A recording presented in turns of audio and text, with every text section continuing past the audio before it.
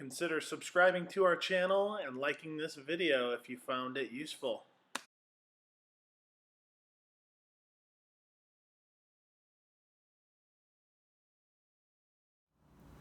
Hi, this is Spencer with West Coast Pedalboard. Today we are going to show you how to install the electro socket 1/4 inch input or output jacks.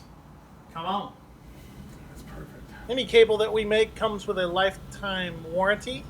These particular cables are made from Mogami W2319 patch cable, pure tone output jacks, and a variety of plugs from Switchcraft and G&H. We can make these in mono, TS, or stereo versions, TRS. So we're gonna show you guys today how to install these 1/4 inch audio lead cables, input, output jacks. It's a commonly used item in the pedalboard world. And we sell these things in kit format, meaning pre-made harnesses, or you can buy just separate pieces, which would be basically like the cable by itself or the input-output jack with the Telecaster socket by itself with the hardware. And these things come in various formats that you can order through the website.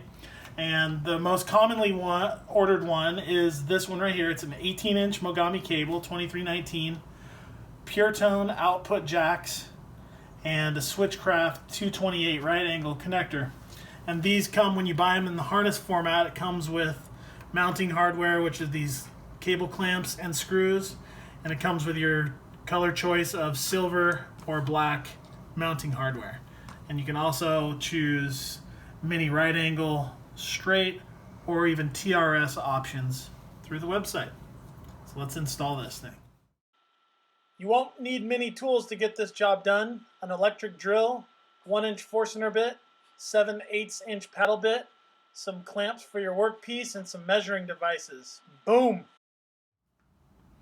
First thing we're going to do is designate our hole.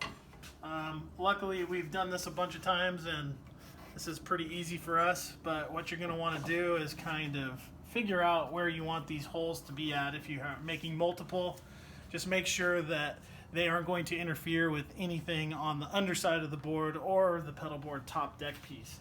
So I've made my crosshatch here, and what I'm going to do is I'm going to take this Forstner bit, 1-inch Forstner, and we are going to make about a 1/16 inch hole with this. All right, so if you can see down in there, I'm going to drill this super square.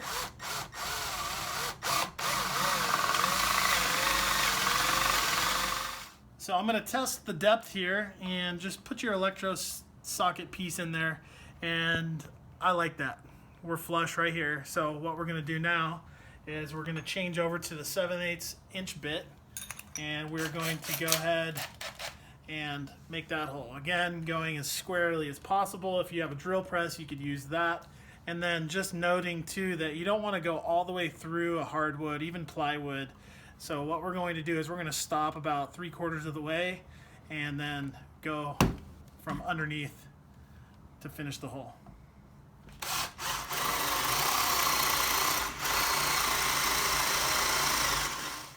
We finished our through hole, and depending on the type of board you're making, if it's a hardwood board, you can sand this down a little bit if you want, get it ready for, stain or lacquer or anything like that. What we're going to do is we're just going to show you the installation process to finish this thing up so we can wrap it up. All right, so what you're going to do is you're going to slide the cable assembly through the hole. You're going to spin on your electro socket piece. You're going to tighten it down really well with your hands.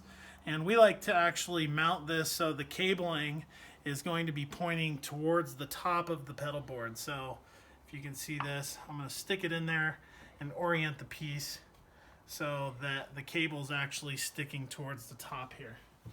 And with the included hardware, you're going to use a #1 driver, and depending on how you want to line this up, we go from left to right. One screw in and the second screw. And depending on the type of wood, you might find it necessary to make a countersink or a pre-drill.